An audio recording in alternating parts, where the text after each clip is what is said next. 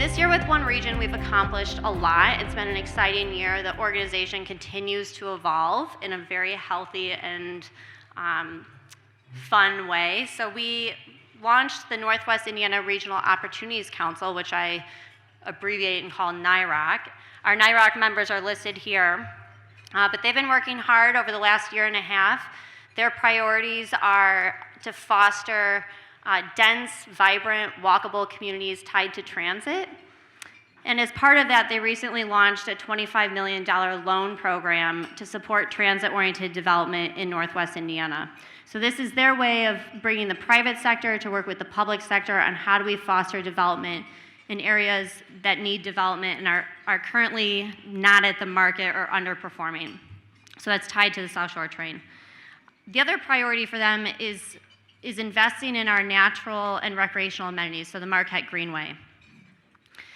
The Marquette Greenway is a huge asset for Northwest Indiana. It needs completion, so that means it needs pavement. But much like the South Shore Train, above just paving it or just laying the tracks, we need to activate the Greenway. So we need to activate this trail system. There are very obvious places along the Marquette Greenway where you could create nodes of activity, placemaking, and really build a destination out of it. So the Marquette Greenway, the train, the lakefront, these are all assets that NIROC is working to invest in. This year, in June, we also led our trip to Denver, and I see many people in this room who joined us in Denver. Actually, I'll give a shout out to them. If you guys can raise your hand if you went to Denver. Yeah. Thank you. It was a diverse crowd across Northwest Indiana, community leaders. It was our capstone project. We had taken or led visits to New Jersey, and that was because of the bi-state relationship with New York City. Pittsburgh, because of its history in steel manufacturing, and last year we heard from Tom Murphy. And then this year we went to Denver. We went to Denver in June. And actually it was in Pittsburgh when several members and myself came to this idea that we need to create an investment vehicle for real estate development, much to Tom Murphy's talk last year. And when we were in Denver, we were standing around a table talking, and it was the private sector, banks, and then public sector, and I recall several people being there and higher education institutions talking about how do we do this, and that's where the idea really started for this loan program. And so the loan program is simply a starting place for investments in Northwest Indiana. There's more to come. So if you are interested in participating in that, whether it's as a developer or you know of a project, from the public sector, you know of a project, feel free to reach out to me because we want to be a part of that. So thank you again for joining us. We'll hear more from our panel shortly, but I want to take a moment and thank also the One Region Board of Directors and their support with me and the organization and its continuing evolution. Ben Bucknowski had served as the chair over the last year, and he has been a tremendous asset to me and encouraging me, really getting this loan program off the ground and drove the organization forward. And Violet Sistavaris is now the chairman, and I look forward to working with her. So I want to welcome Violet to the stage and for you to say a few words. So thank you so much.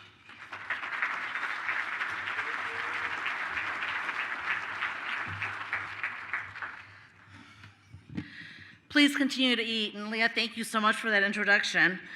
Certainly on behalf of NIPSCO, I'm happy to be a part of the One Region board and organization.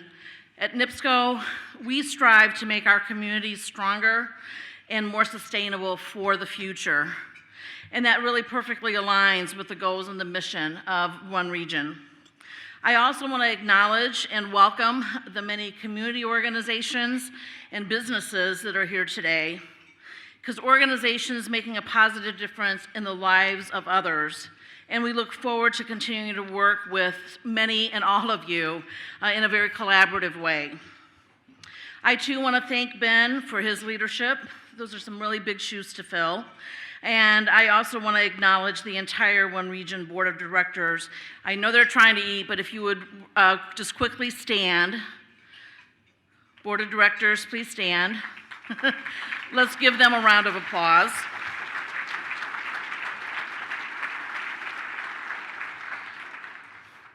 And just lastly, a few words about the NIROC, that you just heard from Leah on. The Council's mission is to stimulate an environment attracting people and investments. Overall, the goal is to drive population growth through investment in our place, where we live. We need to build the amenities and foster the investments that are attractive to people who happen to live here in our neck of the woods. NIROC has over 20 members. These are leaders who believe in the future of Northwest Indiana and have come together to set an agenda and a strategy on how to invest in the region. Leah actually shared with you the two main priorities, but let me just mention those again. The first is dense, vibrant, walkable downtowns connected to transit. And the second is enhancing our recreational and natural amenities through the Marquette Greenway. I would like the NIROC members to stand so we can acknowledge all of you, if you would please. Thank you.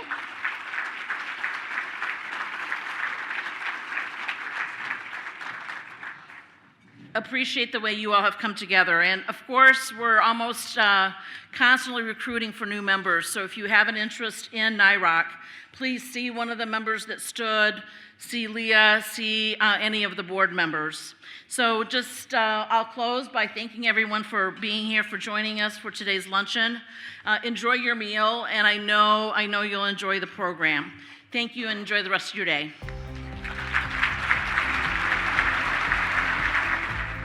Thank you again for joining us. We have Jeff Speck here, and actually I'm gonna give a little background. I've learned, Jeff, about you, I think from a podcast, and then George and I were serving on a board together in Canada, and one of our municipalities, after one of our visits, said, "Hey, Leah, do you know anyone who can help us with our downtown?" And it was actually the city of Hammond, and I said, "I don't, but maybe George Heartwell does from Grand Rapids." And I had just gone to Grand Rapids and was really impressed with their downtown and what they'd done. And so I called George and I said, "George, do you know anyone?" And he recommended Jeff. And that's how the city of Hammond was introduced to Jeff, and they moved forward with it. So that's how this all came together, and then here we are. So we have Jeff Speck, who has written books and is what I call the guru of walkability. But he's written The Walkable City and Walkable City Rules, the 101 Steps to Making Better Places, and he's doing a book signing afterwards. So if you want to purchase a book and have it signed, it'll be in the hallway near the entrance. And we have Suzanne Schulz, who the short summary was the urban planner for the city of Grand Rapids, but the title is Director of Design, Development, and Community Engagement for the city of Grand Rapids. She's recently left the city of Grand Rapids and gone to the private sector, and she is with Progressive Architecture and Engineers. Is that correct? And we have George Heartwell, who is the former mayor, retired mayor of Grand Rapids. And so I wanted to have a conversation today about walkable places, and I think that's the future of where people are moving to in the country, and it's not just the United States, it's actually happening around the world. And that applies and appeals to all generations. So people of all ages are looking for these walkable places. Where can you walk out the door and have the amenities you're looking for, and be connected to a large economy, that job market? And so, as we all know, our geography is in a prime location to connect to the greater Chicago economy, of which we are part of. And we have very authentic downtowns across our region. Some are more walkable than others, some are larger than others, but they all have this appeal. And so how do we leverage the assets that we have and really tie into the economy that we have? So I think this panel is going to be very exciting, and the way we're going to structure this is Jeff is going to talk about walkability, and then Suzanne, George, and I are going to talk about Grand Rapids, and then afterwards, Jeff is going to share kind of some insights about Hammond and what you're working on in Hammond and how that applies to the greater Northwest Indiana. So that's the layout. So with that, I'm going to turn it over to you, Jeff. I think I will stand up. Yes, go ahead. Great. Thank you, Leah. I really appreciate being invited. I appreciate this very large audience. Fantastic. I've been having a great time working in Hammond, and I keep forgetting that you're the reason, Leah, that I'm there. So you and the mayor. So thank you again for that. And I had the pleasure. I'll clap. I had the pleasure of working with George and Suzanne in Grand Rapids many years ago, and then more recently with the mayor in Newaygo, a town outside of Grand Rapids. So we've had many lovely connections through the years, and it's great to be sharing a stage with you. I have two 15-minute segments for you today, but I have so much to tell you. You know, my whole career now is focused on making cities more walkable, but also convincing people why it's so important that we make our cities more walkable. So I give two types of talks. I give talks about why we need more walkable cities and how to make more walkable cities. Each of those talks is well over an hour, but my other panelists have been kind enough to cede their time. So I think we're fine. So let's start very quickly. You know, I don't get nervous about speaking publicly, but I get nervous about getting all my slides in. I have 150 slides for this segment, but I'm going to give you 10 a minute. It was very interesting as a planner to hear from three other groups who were much more effective than planners at convincing folks that walkability was important. And my three main arguments about why places need to be more walkable are learned from these three groups: the economists, the environmentalists, and the epidemiologists. So I'm going to quickly describe some of their arguments. The economic argument talks about how in 1970, we spent 10% of our income on transportation, okay? 10 cents out of every dollar. Between 1970 and 2010, we doubled the number of streets in our country, and now we spend twice as much of our income on transportation. So we've tied ourselves to a way of getting around that's actually extremely inefficient, and it's a real drag on our economy. That's kind of, oh, and I should say, poor people, as so defined by the federal government, are spending 40% of their income on transportation, considerably more than on housing. So that's kind of the sad picture. The happier picture, oh, no, this is not the happier picture. The happier picture has to do with a great mismatch in real estate that's going to is already creating a ton of demand now for urban places. So only 22% of the families in the US, or I should say of the households in the US, look like this: two parents and at least one kid. But it's 66% of our housing stock that was designed for that model. Most of us actually aren't looking for the house with the big yard, with the good school, because we don't have that kind of family. In fact, 86% of the next 100 million households to be generated in the US are going to be childless. Now, Chris Leinberger, who's an economist, he wrote this book called The Option of Urbanism, and he compared walkable urbanism, as defined by WalkScore, right, which rates the walkability of every place. He compared walkable urban places with drivable suburban places and did the math and found out that there's a considerable premium for walkable real estate just about everywhere. In Detroit, it's a 51% premium per square foot for walkable over drivable. In Denver, it's a 150% premium. In New York City, it's a 200% premium. So you're paying 3 times as much for the square foot in Greenwich Village as you are for the house in Greenwich, Connecticut. So there's a real market there. 64% of millennials, these talented folks that every city wants to attract, they first move where they want to live, and only then do they look for a job. So it's really important to provide the sort of environment that they want. 77% of them tell you they want to live in America's urban cores. So we need to build for that. That's just part of a much longer economic argument. The environmental argument is interesting because the environmental movement in the US has historically been an anti-city movement. It was all about embracing, you know, the great wilderness, and that was only reinforced when we started studying carbon. Because if you map carbon per square mile, it looks like this. It looks like a night sky photo of the US, hottest in the cities and cooler in the suburbs and coldest in the countryside. And here's Chicago as an example. But eventually we realized that's the wrong way to map. The right way to map is not per square mile, but per household, right? If you map per household, that takes into account the fact that we can live in a place where we have a bigger carbon footprint or a smaller carbon footprint. And when you map by household, the maps just flip. And I think it's pretty clear, both because of the amount of driving you're doing, but also because of the amount of space you occupy, the amount of stuff you accumulate, you know, the stuff you fill the garage with instead of your car, right? That we're living much larger lives in the suburbs than we are in the city. And so the environmentalist movement now is a pro-city movement. And if you want to lessen your carbon impact, you should move to the downtown. And then finally, the epidemiologists. I always say the best day to be a city planner was August 7th, 2004, when this book came out, Urban Sprawl and Public Health, written by 3 epidemiologists, doctors, who were saying the reason why we have the first generation of kids in America who are expected to live shorter lives than their parents is because we've engineered out of existence the useful walk. We're no longer getting the activity we need, and diet matters. Yes, we have some issues with our diet in America, but mostly it's that we're not getting enough exercise. And the idea that you can park, drive to park to take the escalator to the gym to get on the treadmill to walk is why we have this unhealthy society. Very important message. And then car crashes. We're losing 40,000 Americans a year. Last year was a new record. We're losing 41% more pedestrians per year than we were 20 years ago. It's astounding. And it's a function of how you build your society. If you compare the US to other rich countries, you see that we're doing about the worst in terms of deaths on the road. And if you compare different American cities, Orlando has 3 times the death rate in traffic as Chicago because of the way that Orlando is designed around highways and designed around driving, much more so than Chicago is. So that's really important as well. So this is a very short taste of a much larger set of arguments, and I want to move on, but let me say that you can get a longer version of this at TED.com.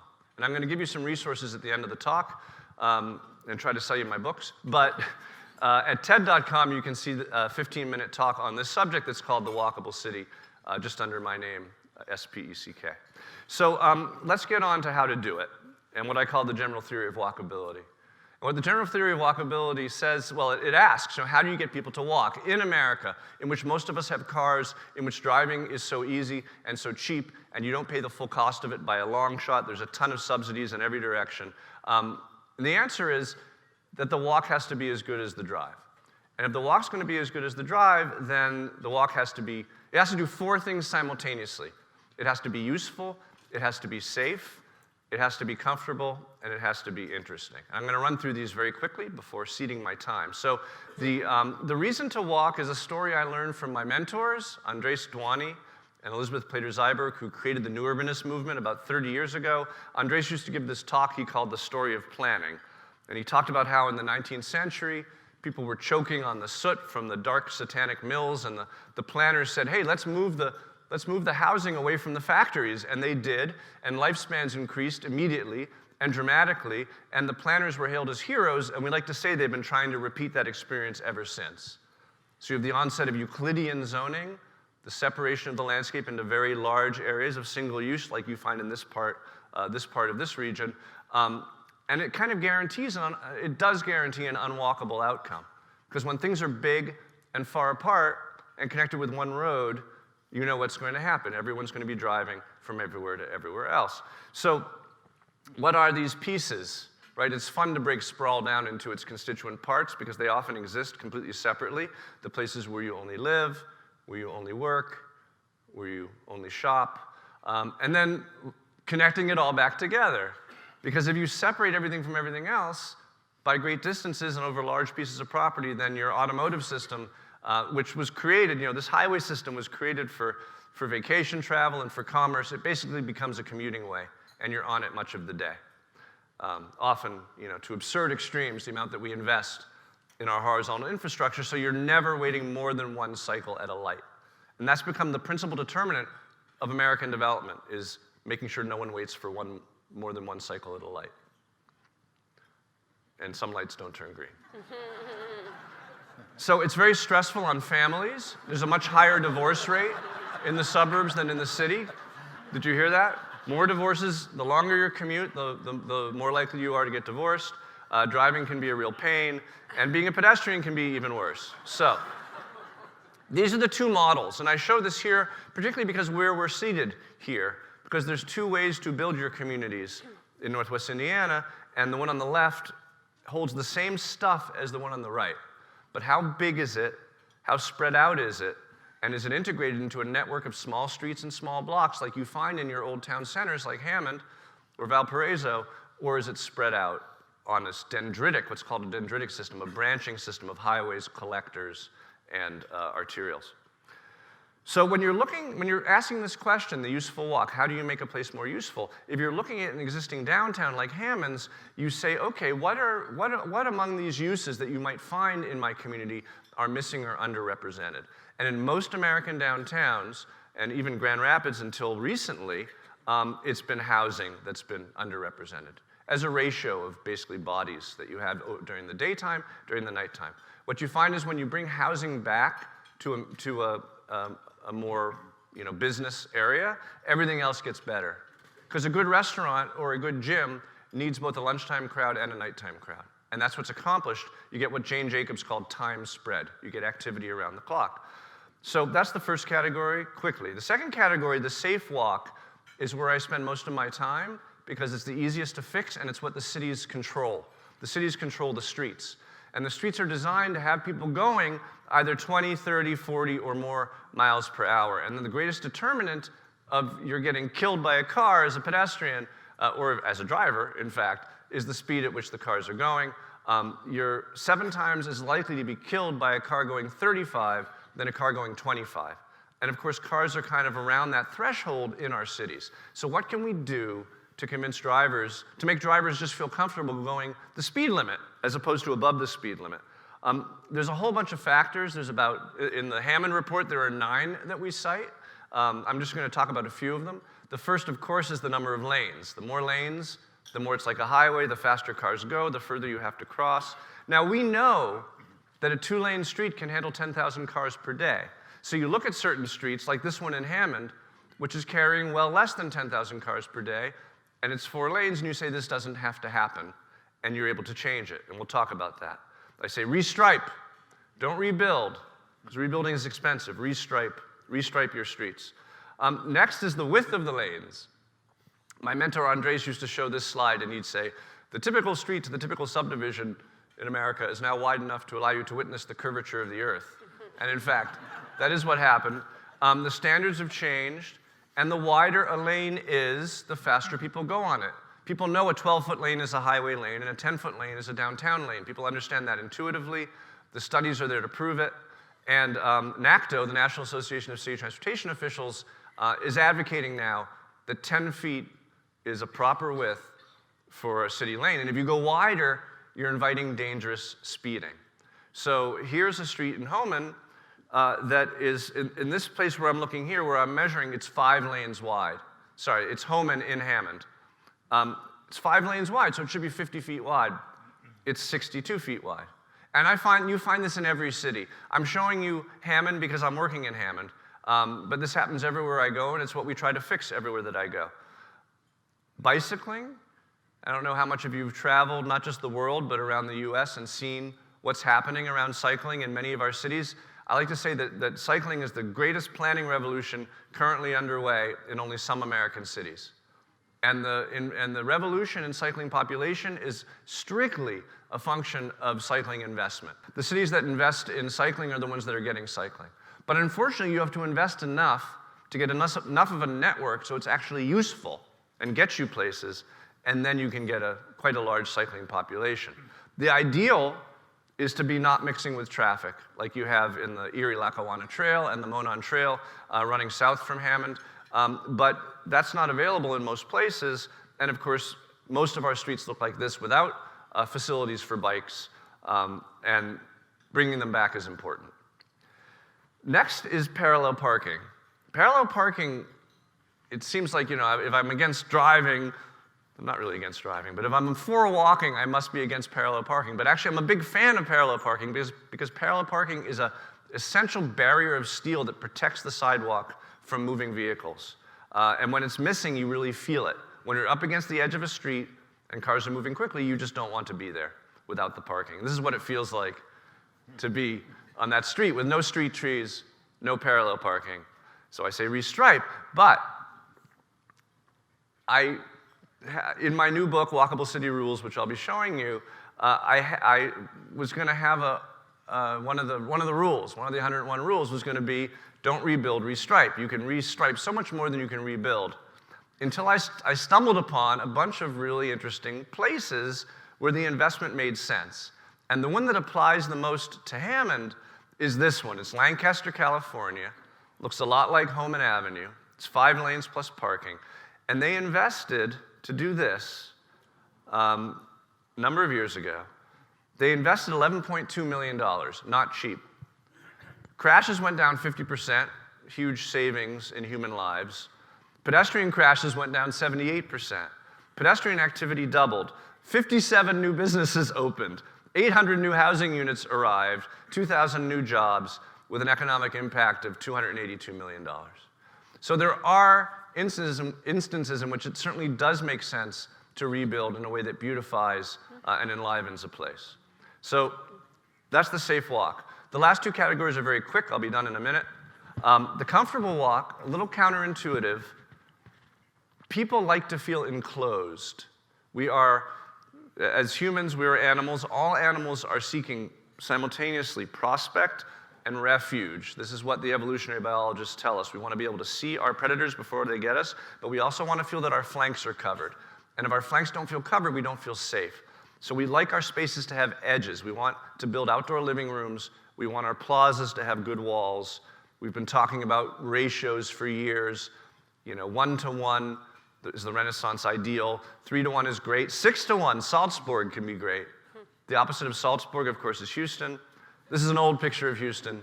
They're doing much better. But ignoring the street, this is a good feeling part of Hammond because of that shape of the street space. And then, of course, there are other spaces where the parking lots show up and you don't feel protected anymore. Or this one, this very nicely made parking lot at the heart of the downtown that fails to give an edge. You notice there's a green there with a sculpture on it, but the green has no edges, so it's not occupied as a green. And then finally, the interesting walk, the 1-to-1 ratio was what they cited in the Renaissance as the best shape. Here's 1-to-1. You guys recognize this? This is the street that connects the 2 best hotels in Grand Rapids. Grand Rapids has a wonderfully walkable downtown. This street, however, is not the street that people want to walk on. Because when one side of the street is an exposed parking deck, and the other side is a conference facility that was apparently designed in admiration for that parking deck, it's just not interesting, right? So we don't want to be bored by garages or other blank walls. It only takes 20 feet of building to hide 200 feet of parking. There's this, which we call the Mausoleum, which is the federal courthouse in Hammond, that makes the walk along Homan so boring. So blank walls are important, and you can do lots of things with them. This is the American version. Here's the European version. But take care of it, keep it neat. And here's one in Hammond that's doing a great job of its corner. So that's it. That's the full thing. I just want to leave you with some resources as we turn to the panel. My books, Walkable City and the new one, Walkable City Rules, are outside, and I would love to meet you guys later at the book table and sign some of those. They were meant to help you do this work that I do. This talk I told you about, there's another one, which was the second half of my talk, about how to make places more walkable, both at TED.com. And I wanted to introduce Grand Rapids by reminding, Rule 101 in my book is, I forget exactly how it goes, but it's don't forget big plans, because most of what I talk about is the little stuff, the little details. And I tell the story of how in Grand Rapids, back in 1974, when Gerald Ford was inaugurated, the town fathers and mothers wanted to have an inaugural parade for him down the streets of Grand Rapids. And according to my sources, the FBI said no, because there were too many empty open windows for snipers. And it was not safe to parade Gerald Ford through downtown Grand Rapids. And that was a real shock to the system, a real wake-up call to the leaders, particularly the business leaders in Grand Rapids. And it was that moment at which they said, let's start moving our corporate headquarters downtown. Let's start investing in new facilities downtown. This is an embarrassment, and we're going to change it. And now I'm sure you're quite aware that Grand Rapids is considered one of the best downtowns, best cities in the Midwest. And it was that moment that made this change. This is the Myelin designed circle at the heart of the downtown, the world's largest swing dance, which I stumbled upon in the summer. We have a lot to learn from that city. So I'm happy to turn it over and cede my Thank you, spot. Jeff. Thank you. Thank you, Leah.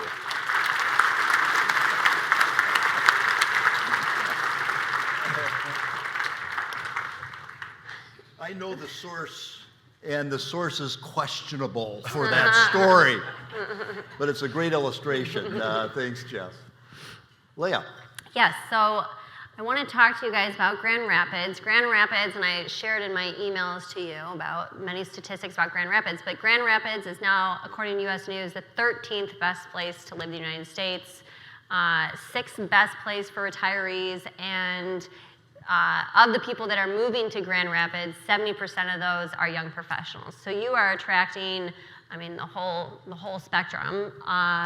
So if you could talk about kind of the story of Grand Rapids, of was it always a thriving downtown? And I think what we've learned, especially through One Region's visits, is that through the course of our nation's history with downtowns and then the mall culture, downtowns crashed and other things happened. And so if you could just share with us kind of the comeback of the downtown and how you approached it, and share a little insight on that. All right, why don't I start with that, Leah? But let me start by thanking you for having us here.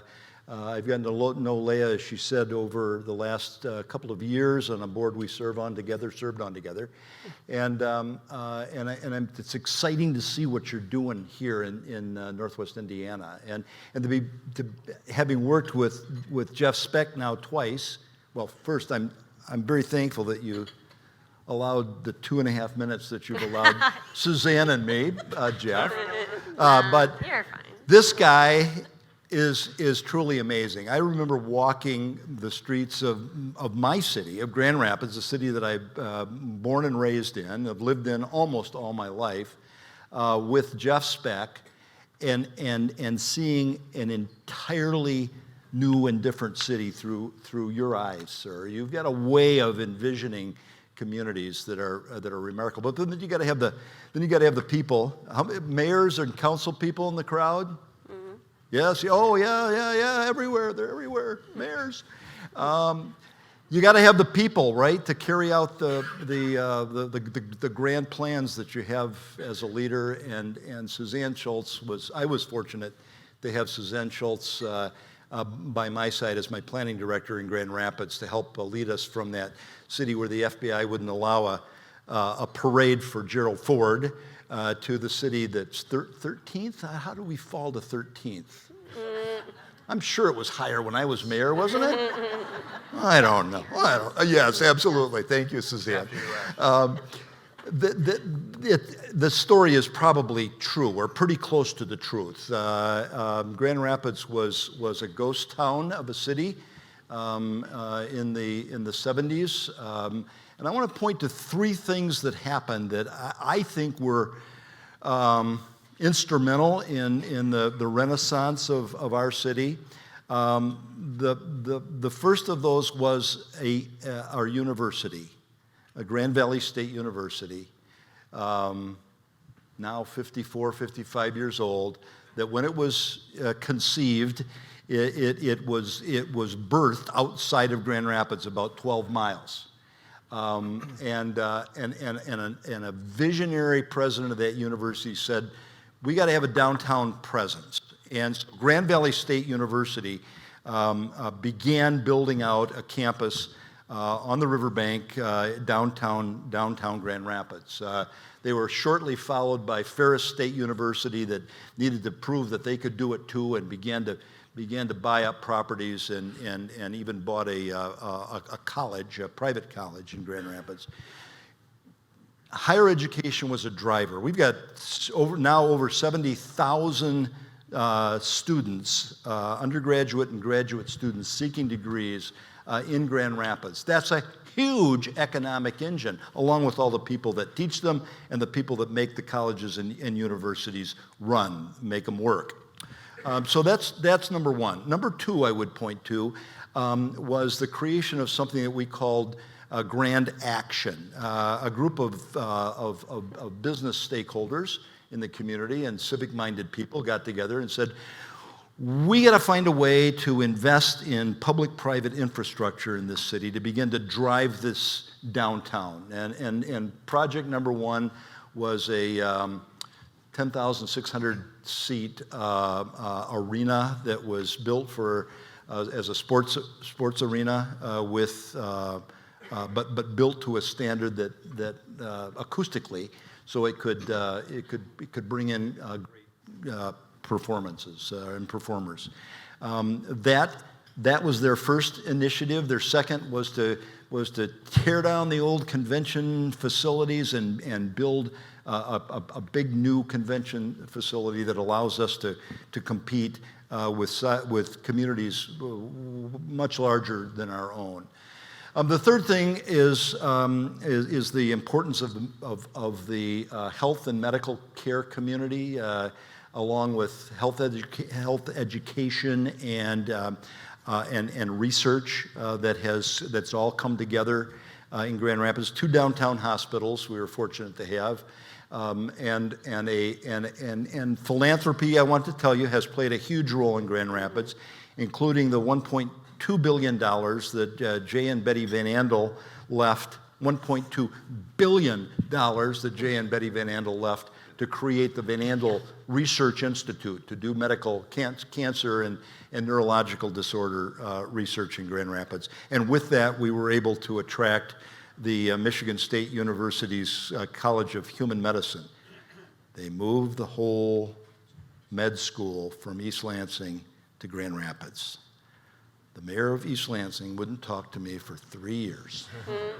But you put that complex together of healthcare, education, and research, and it began to drive innovation through the community. It put hundreds, if not thousands, of people downtown on a daily basis. It began to stimulate housing development around the hospital campuses and in the downtown. Those are the 3 drivers that I wanted to point out in my minute and a half. Suzanne, you've got a minute left. So the mayor asked me what I had planned on saying on the way down, and I said, well, there's Jeff and you before me. I have like 2 seconds. So I think there's a couple important things that Jeff had mentioned. Make no small plans. And Grand Rapids, when I came on, I was with the city for 20 years, and I was the project manager for the master plan update, which is the first time in 40 years the city master plan had been updated. Do any of you know when your master plan was adopted for your community? When you think about that, and if you don't know, you should be asking, because the master plan is the vision for the future of your community. It sets the direction and is the guide for what should happen. It is a policy document that should be driving nearly every decision in your community about where you're headed. And our master plan, the community said we want it to be based off of smart growth, which means we want mixed uses. We want to have a variety of transportation choices. We want a range of housing types at a variety of different price points. We want to focus on making our community environmentally sustainable. We want to do it in collaboration. We want to have investment in existing communities, not further out, and we want to do this all together as a community. And what does that mean, right? So that was the vision on what the community should do. Then came the hard work and the hard lifting. And as a result of that, we rewrote our entire zoning ordinance, which had been the first time since 1969, when it had been amended 300 times. And the zoning code, people don't, I think, fully appreciate how much that can influence the physical environment of your community, including your streetscapes, including what those buildings look like and how they're developed, including the feasibility for an economic development project, and whether it's go or no go. We completely changed it so that about 90% of the development projects are administratively approved. 90%. And changed our development processes so that within the first 2 weeks after permit submittal, you would know from every single department in the city what the comments were going to be for your development project. As a result of that, our little mid-sized city has had over 6,000 housing units built in the past 7 years. Because developers know they can come in, be administratively approved, they can work with staff to do that. So the vision part is very important, but how you implement that is equally as important.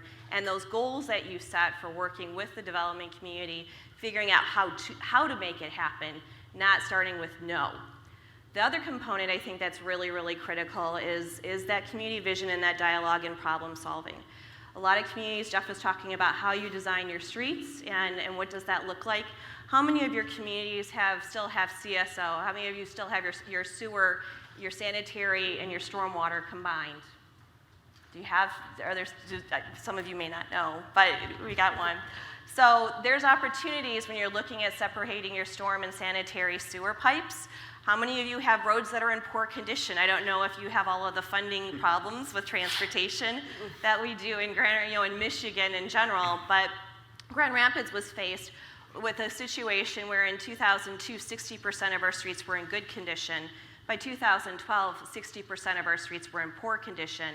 And if we didn't do anything, by 2019, this year, 87% of our streets would have been in poor condition. When a street gets to the state of poor condition, it's time to reconstruct it. And it's a lot more expensive. And it's also an opportunity. So the community came together and talked about what's that vision for our streets. It wasn't just how we're going to fund the streets or what road condition we want. It's what are we going to build as a community.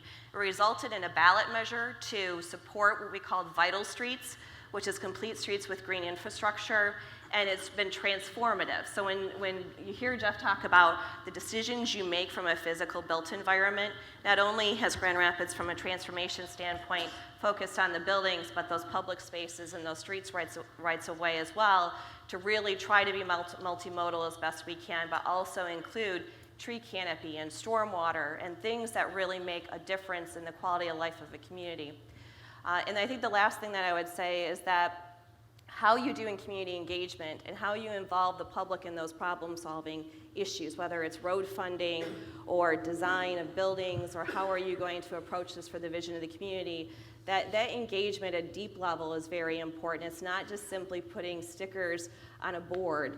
It's having discussions from the very beginning about how do you set up the engagement process? How do they have a voice?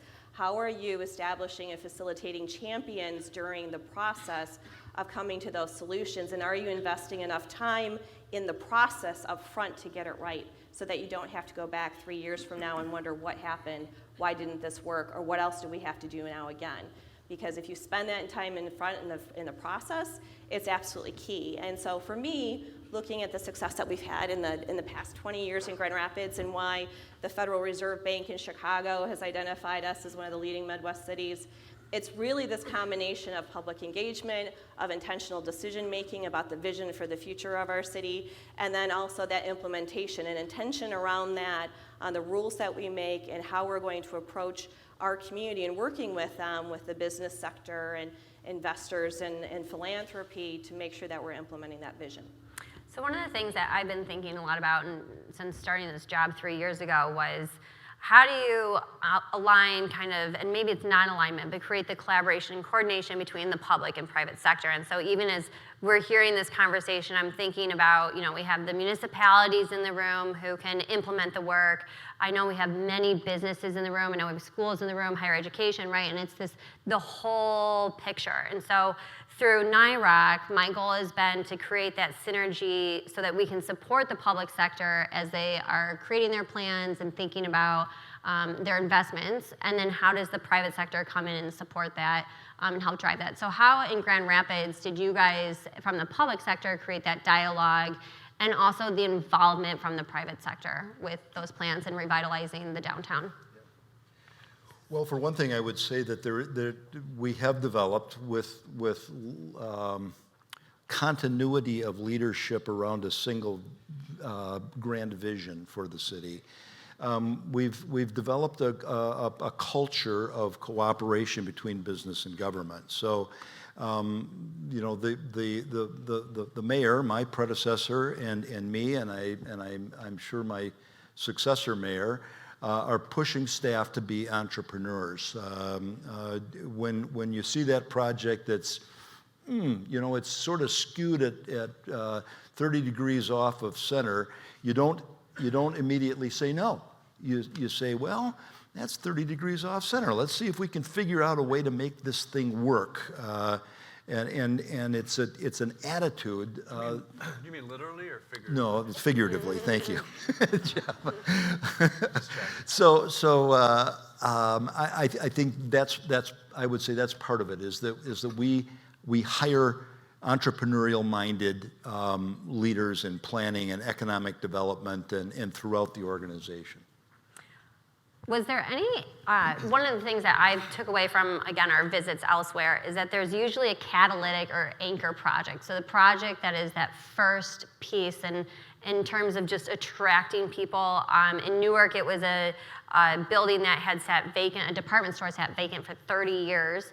And at the time, Mayor Cory Booker came in and said, hey, Prudential, you're based here. We need your help in investing in this building. They went to Rutgers Newark and said, Rutgers, we need your help investing in this building. And that became the anchor project for Newark. In Pittsburgh, in the neighborhood we stayed in, it was actually a hotel that did community events and became like the part of the community. And so what was it for Grand Rapids? It was the Patland Hotel. So it's a Amway, which was started by Van Andel and DeVos. They chose to invest in the hotel, and that was really kind of marked as the moment where things started to turn. That you had private entities willing to invest in this, and then the collaboration to do financing. When you look at the arena and convention center and all the grand action projects that happened, it was very intentional on how those partnerships work. Yeah, and the financing piece has been very interesting to me because and I especially learned this in Pittsburgh, and as many of you heard from Tom Murphy last year, when you come into a market to attract developers, but the market's not there yet, you have a gap. And that financing piece where you take the public sector and private sector to finance that is critical because those first projects are such high risk. And we are facing that with our communities along the South Shore Train, which is a huge opportunity for us. And I know I've said this many times, that rail line's been there for 100 years, and I think we are the only place in the entire country that does not have transit-oriented development. And that's a real head scratcher. And when I talk to people across the country about that, it's interesting and complex. When I took Tom Murphy last year through some of our communities, and he said, why is this all surface parking? And so we have, again, this opportunity, and I know that today is, with Jeff's plan for downtown Hammond, but it's not just about Hammond. It's about how we leverage the assets we have. And on that financing piece, we really are going to have to be creative and collaborative in how we think through these projects and those investments. And so I know, again, with NIROC and that $25 million loan program, it's just a start. It's not going to cover the whole gap, but those gaps are critical, and it's going to be, we're going to have to problem solve that together. So on that note, how have you guys, I know you guys had philanthropy to an extent that we don't quite exactly have in Northwest Indiana with, significant family foundations, but how did you guys overcome some of those first financial gaps? Well, yeah, I want to underscore that philanthropy has played a huge role in our community, and I recognize that not every city has the level of or the capacity that we, by God's grace, have in Grand Rapids. But we've also used so when we do a public-private project like the arena, like the convention center, like the downtown market, like the Civic Theater building. It's done with some piece of philanthropic giving that's matched up then to local funding through using tax increment finance authority districts. We've made extensive use in Grand Rapids of the tools of economic development that state and federal governments make available. Brownfield Redevelopment Act has been an important tool for us. We've been able in some of our public-private buildings to leverage some state money as well. So it's never a single silver bullet, Leah. It's bringing together a collection of tools. But I would say too, I think the eds and meds play a really critical role in that. I mean, everybody has schools, there's medical facilities, not in every community, and it depends on the scale, but they have played a critical role in how Grand Rapids has grown, and usually that's where you see most of the investment happening. The challenge with, they call them anchor institutions, is the interface that those institutions typically have with community. That they don't see themselves as part of a neighborhood, they think of their own campus. They don't think about how they're buying in the community or hiring in the community, or even what the walls that they have around them are facing on the other side of the street in neighborhoods. And we've worked very, very hard with those partnerships to really have an understanding of that. And that's been critical for the continued growth of the corridor. On Medical Mile, they call it. It's now been officially named according to the post office. They've had over $1 billion worth of development. A couple of years ago, we had a traffic study done, and the traffic engineer's suggestion was that we shouldn't allow any more investment because then the road will fail. I had to go to him and say, that's not a good answer. If I want to keep my job, we got to solve this. But it really led to this idea of transportation demand management, that you're not going to build your way out of it. Building bigger roads and more parking lots isn't going to increase investment or make a more vibrant community. What will is thinking more about transit and bicycle infrastructure and really coming up with a whole range of alternatives in that partnership. And that has helped solve some of their problems, but there's been some really hard discussions along the way. And I think thinking of those institutions, that's always where to start if you don't have philanthropy, is the next best place. Yep. And I think, all of us can think about some of those anchor institutions across Northwest Indiana and in our municipalities. And again, from our visits, that is one thing we've all taken away, is how do you leverage the assets around you and those anchor institutions to be a part of your redevelopment or just investment. So, so with that, I'm going to turn it back to Jeff. I want to be conscious of the time. We have about 10 minutes. The one thing I want to say about this the master plan for downtown Hammond, again, we all have wonderful assets across Northwest Indiana. And as our communities invest and have projects, we should all be excited for those communities, because as each community finds success, we all find success. And I cannot tell you how inspired I am by this plan for downtown Hammond. I think that downtown is a tremendous asset, and we have, again, great downtowns across the region. This is a strategic place because of its proximity to Chicago, proximity to the South Shore train, proximity to the lakefront. So I think this is exciting, and I think you're going to walk away feeling pretty excited about it too. So I'm going to leave it to Jeff, and I also want to commend the city for taking the time to do this investment and think through their downtown. And thank you guys. Thank you. Could I ask briefly, quickly, for the Hammond team to stand up? I know that you probably all think people know you here, but I want you to stand up to get credit for sponsoring this event, this plan. Stay standing for my whole talk, all right? And it's been such a collaborative effort. And also, I want them to stand up now before they saw it, because who knows at the end, right? But I will rush through this plan, which today is the day we're actually handing the books of the draft plan to the city. You'll notice the renderings are not colored, so it's not done yet. That's the key indication. But you're seeing things here today that they haven't yet seen, so it's a little bit of a trepidatious moment. So Hammond, as you know, developed beautifully early on and was an incredibly bustling place through the middle of the 20th century, well into the 60s, and then this kind of sums up what happened when the mall was built, and like so many other cities, development went elsewhere. And now the downtown really feels like a place to go through and not a place to be at, even though they've maintained a really great stock of historic buildings, and that's key to their renaissance. There are 3 opportunities that we see for making Hammond better. I think 2 of them are catalytic, and one of them is just convenient. The 2 catalytic ones are housing, which we'll talk about, the demand for housing, and the train, the new train that is coming. You can see the stop that the city lobbied to have placed in the heart of the downtown that wasn't part of the initial plan, that's giving them quick 1-seat service into the Loop of Chicago, which is going to make the downtown a different place. That's the first opportunity.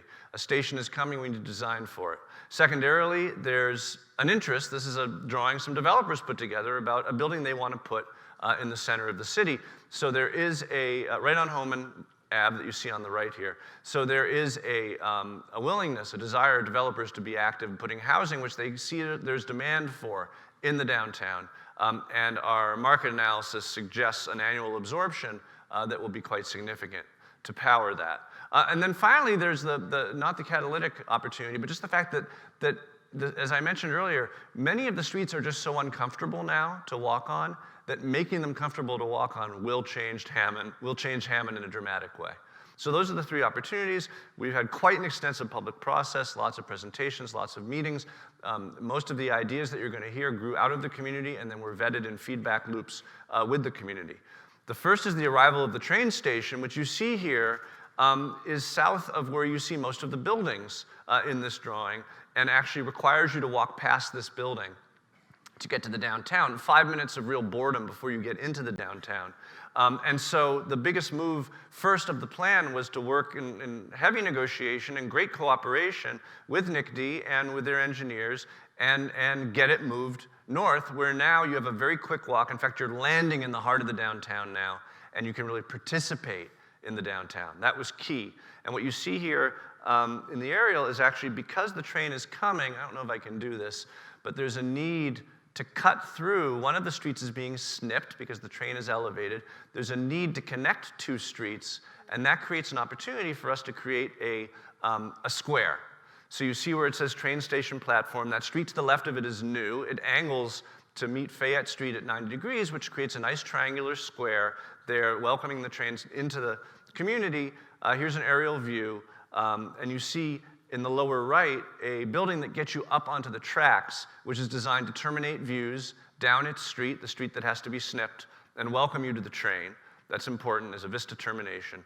And then you see the green and the plaza with a loop running through it, right? You see that loop to the very right up against the tracks, and that's going to feel like this, the green up against the plaza. The plaza has a very cheap, small incubator building in it to hide the wall of the tracks, but then to give life to that new square. That's the first opportunity. The second opportunity is the residential that came, and we're working in Elkhart. The same thing happened, and it's now built. The city understood, as was mentioned by Leah, that there was a gap between the rents and the cost, and they needed to seek alternative sources of funding to make that happen. This developer came understanding that there'd be some subsidy, and a lot of it would be city subsidy. But we said, well, do you really need a parking structure? Because that doubles the subsidy. Here's the site that you can see, the parking lot that doesn't get used much on the left of this image. We said, why not reshape it much more simply? Let the parking be on surface behind, because actually we don't need that much more parking. Make a simpler building, but hold the edge of the street. And we did a study that allowed us to look at shared parking, because these parking lots will be publicly open and shareable, and so you can combine the different peaks that occur at different times, workplace during the day, residential at night. There's great complementarity there that requires less parking. So here you see a revised plan in which the curving street, which was encouraging speeding, has been straightened out, and we have a nice plaza on the corner, and a piece of the building is moved across the street to further shape that new plaza. You see that street's been straightened, plowing right through that beautiful fountain, which we're moving, onto the new plaza. So now we're looking from the southeast upward at the plaza, the fountain on the plaza, the straightened Rimbach Street, making the first major investment in the downtown. And then finally, there's the third opportunity, which is all the streets, every one of which, and we find this in most communities, every one of which with paint is easy to fix and needs some help. So for example, you have a street like State Street, beautiful, beautiful buildings. It's got like 23-foot driving lanes instead of 10-foot driving lanes. So the opportunity, as you see here, is to add a ton more parking, which will support a ton more development. You have a street like Douglas, which I showed you earlier, 4 lanes, the car counts are quite low, so it can go from 4 lanes on the top to 2 lanes on the bottom with a protected, buffered bike system. Currently, this is the bike system in downtown Hammond, and the blue is the trails, but the yellow and the orange are just shared lanes, in-street, signed bike routes. They don't really count. They don't move you. There's this, but the rest of the biking experience is like that, because the streets aren't safe. The new plan changes it to this. And these are all protected buffered lanes, cycle tracks in the street. Here's a street, Oakley, that beautifully, wonderfully was repaved as we were doing the work. And so we restriped it during the charrette, and they built it immediately. And that was really powerful in the community to see. There was room in the street to calm the traffic, to add more parking for the amazing 18th Street Brewery and Distillery, and they did it immediately. Homan Avenue, as inspired by this image that I showed you earlier, we feel deserves and needs actual physical investment to become the center of Hammond again. So the plan for Homan is modeled on the one I showed you from California. Put parking in the middle of the street at an angle, calm the traffic, and create a plaza that's a street that you drive on and park on, but it's a linear plaza through the center of town. And that is everything. Hey, how was that for timing? That was perfect. So that's the Yes. plan. Thank you. You're welcome. So I'll quickly wrap up. If you want to hear all of Jeff's presentation and final presentation about downtown Hammond, I think it's at the end of November, and I'm sure the city will be posting information about it. Again, this is not entirely and all about downtown Hammond. I mean, it's a critical and catalytic place for us as a region, but every city is doing positive things and they either have that strong downtown, they're investing in those place-making recreational assets, with Michigan City and Art Space, but each downtown is strong or is coming along, and the downtowns are critical to our future and tying to the transit. So that's been my focus. Learning from Grand Rapids and elsewhere in the country has been instrumental for me, instrumental for NIROC, and those who are here. So I can't thank you enough for coming here and sharing your insights, Jeff, about how to make places more walkable and stronger and better places. The 101 Rules on Walkable Cities. Again, he's doing a book signing out there. And George and Suzanne, thank you for making the drive from Grand Rapids. And I think some of us may be visiting you soon. So We did not walk or bike, Yeah. Jeff. Sorry. you didn't take a boat. Thank you so much for coming today. Enjoy the day. And if you're interested in getting more involved with One Region and NIROC, please let me know. This is an exciting time for Northwest Indiana. So thank you. Thank you, Leah. Thank you.